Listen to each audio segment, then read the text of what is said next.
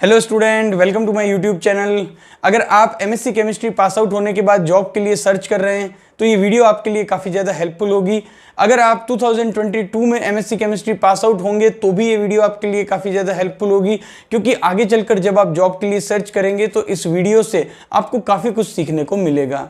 इस वीडियो में हम एक ऐसे टॉपिक के बारे में बात करेंगे जो कि MSc chemistry pass out candidate जो कि जॉब के लिए सर्च करते हैं वो मुझे सबसे ज़्यादा पूछते हैं। कई सारे स्टूडेंट के भी कमेंट आते हैं। वो टॉपिक है एमएससी केमिस्ट्री के बाद जब जॉब के लिए सर्च करते हैं तो सैलरी काफ़ी कम मिलती है।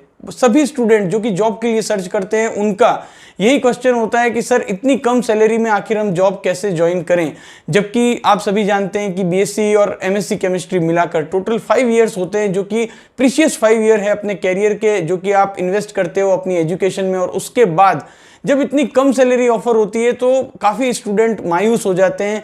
तो आपको मायूस होने की ज़रूरत नहीं है। इस वीडियो को देखने के बाद हो सकता है कि आपका परसेप्शन चेंज हो जाए। इस वीडियो में हम बात करेंगे कि एमएससी केमिस्ट्री के बाद जो कम सैलरी ऑफर हो रही है उसका तोड़ कैसे निकाला जाए, क्योंकि ऐसा तो है नहीं कि अगर हमें कम सैलरी में जॉब मिली है तो हमें लगातार कम सैलरी में ही जॉब करनी है। आप क्या ऐसा करें जिससे कि आने वाले 3 या 4 सालों में आपका जो पैकेज है वो अच्छा हो जाए। जो इनिशियली आपको कम सैलरी ऑफर हुई है उसका जो इफेक्ट आपकी सैलरी स्ट्रक्चर पर आया है वो दूर हो जाए। तो देखिए फ्रेंड्स, एमएससी केमिस्ट्री जॉब्स को मैं पिछले काफ़ी समय से फॉलो कर रहा हूँ, एनालाइज भी करता हूँ, और एमएससी केमिस्ट्री फ्रेशर के लिए कोई अपॉर्चुनिटी आती है तो मैं आपके लिए टाइम टू टाइम वीडियोस भी बनाता हूँ। तो मैंने एक चीज़ जो कि ऑब्जर्व की है पिछले काफ़ी समय से कि एमएससी केमिस्ट्री फ्रेशर की जो सैलरी है वो तो काफ़ी कम है। अब कम सैलरी से जो यहाँ पर मतलब है वो ये है कि मोस्टली जो कंपनीज हैं वो 12,000, 14,000, 15,000 जो पर मंथ है उस पर MSc chemistry pass out candidate को रख रही है। और स्टूडेंट के साथ दिक्कत ये है कि जब उन्हें कोई जॉब ऑफर नहीं मिलती है तो उन्हें कम सैलरी में भी जाना पड़ता है। इसके अलावा हमने देखा है कि कुछ जो अच्छी ऑर्गेनाइजेशंस हैं वहाँ पर 25,000 और 30,000 की सैलरी भी मिलती है पर मंथ, लेकिन ऐसी ऑर्गेनाइजेशंस काफ़ी कम हैं। काफ़ी कम बच्चों का ही वहाँ पर सिलेक्शन होता है। तो मोस्ट ऑफ द जो बच्चे हैं जो कि एमएससी केमिस्ट्री पास आउट होते हैं उन्हें तो 15 से लेकर 17,000 या यूँ कहें कि 13,000 से लेकर 17,000 पर मंथ की सैलरी में काम करना पड़ता है, तो गलत नहीं होगा। अब यहाँ पर बात यह आ जाती है कि इतनी कम सैलरी में जब आप जॉब ज्वाइन करते हैं तो उसके बाद आप क्या करें जिससे कि आने वाले 2 या 3 सालों में आपकी सैलरी जो स्ट्रक्चर है वो अच्छा हो जाए। तो देखिए फ्रेंड्स, फ्रेशर के लिए तो कम सैलरी है, ये हम सभी जान रहे हैं और हमने डिस्कस भी कर लिया। लेकिन आप देखेंगे कि MSc chemistry with 1 year experience और 1 ईयर से लेकर 10 ईयर तक का एक्सपीरियंस, ये जो 1 से 10 ईयर के एक्सपीरियंस तक के जो कैंडिडेट हैं उनकी अपॉर्चुनिटीज काफ़ी ज़्यादा आ रही है। और लगातार मैं देख रहा हूं कि कई सारी कंपनीज हैं, अच्छी कंपनीज हैं, एमएनसी है, अच्छी फार्मास्यूटिकल कंपनीज है, बड़े बड़े सीआरओज हैं। इसके अलावा जो कई नए सीआरओज ओपन हो रहे हैं, इन सभी में MSc chemistry with 1 to 10 year experience जो कैंडिडेट हैं उनकी काफ़ी सारी अपॉर्चुनिटीज लगातार आ रही है।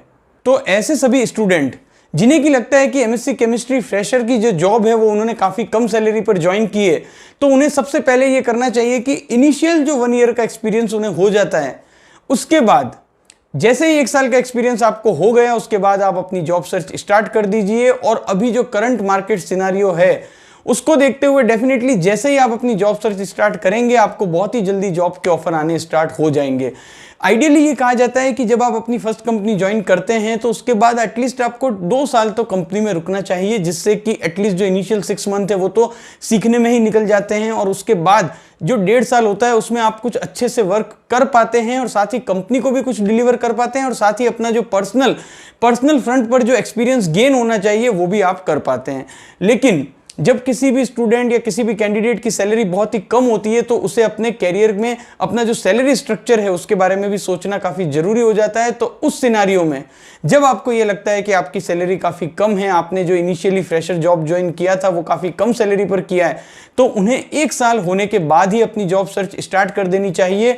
और डेफिनेटली अगर आप सही तरीके से जॉब सर्च करेंगे तो आपको 1 ईयर के एक्सपीरियंस होने के बाद काफ़ी सारे जॉब के ऑफर आएंगे, जिसमें कि आपको 30, 40 या 50% तक की हाइक भी मिल सकती है।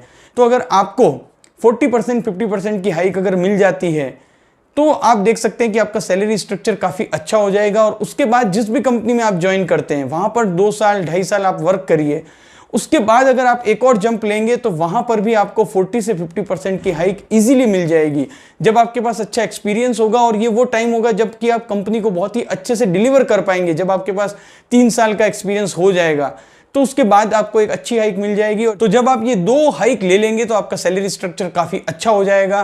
तो एमएससी केमिस्ट्री पास आउट सभी कैंडिडेट जो कि जॉब के लिए सर्च कर रहे हैं, वो इस मॉडल को अपनाकर अपनी जो सैलरी स्ट्रक्चर है उसको भी सही कर सकते हैं। और साथ ही साथ उन्हें एक कॉन्फिडेंस भी आएगा कि यस 1 ईयर बाद जब वो किसी और कंपनी में जाएंगे तो उनका नेटवर्क भी इंक्रीज होगा, जिससे कि आगे भी जॉब मिलने में उन्हें काफ़ी ज़्यादा आसानी होगी। साथ ही साथ कहते हैं कि जब आप डिफरेंट कंपनीज में जाते हैं तो नया वर्क कल्चर होता है, नए लोग मिलते हैं, काफ़ी सारी नई बातें आपको सीखने को मिलती है और ये आपके कैरियर में बहुत ही ज़्यादा हेल्पफुल होती है आपकी ग्रोइंग में। तो एमएससी केमिस्ट्री पास आउट सभी कैंडिडेट जो कि अभी जॉब के लिए सर्च कर रहे हैं, उन्हें इस वीडियो को देखने के बाद काफ़ी ज़्यादा मोटिवेशन मिला होगा। लेकिन साथ ही साथ मैं यहाँ पर एक जरूरी बात जो कि कहना चाहता हूँ कि जब आप किसी भी कंपनी में जॉब ज्वाइन करते हैं तो वहाँ पर देखा गया है कि कई सारे बच्चे होते हैं जो कि एकदम रिलैक्स मोड में आ जाते हैं कि जॉब मिल चुकी है, अब बहुत ही ईजी गोइंग लाइफ होने वाली है। अगर आप ऐसा सोच के चल रहे हैं तो कहीं ना कहीं आपकी जो जॉब है वो तो चलती रहेगी, लेकिन आपकी लर्निंग रुक जाएगी। तो आप जब जॉब ज्वाइन करते हैं और आप चाहते हैं कि आगे चलकर मुझे अच्छा पैकेज मिले, अच्छी ग्रोथ मुझे मिले, तो उसके लिए ज़रूरी है कि आपकी लर्निंग रुकनी नहीं चाहिए। आपको अपनी लर्निंग पर ध्यान देना है। अगर वो अच्छी होगी तो अर्निंग तो ऑटोमेटिकली आपके साथ आ जाएगी।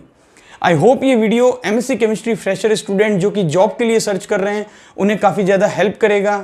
Thank you for watching this video.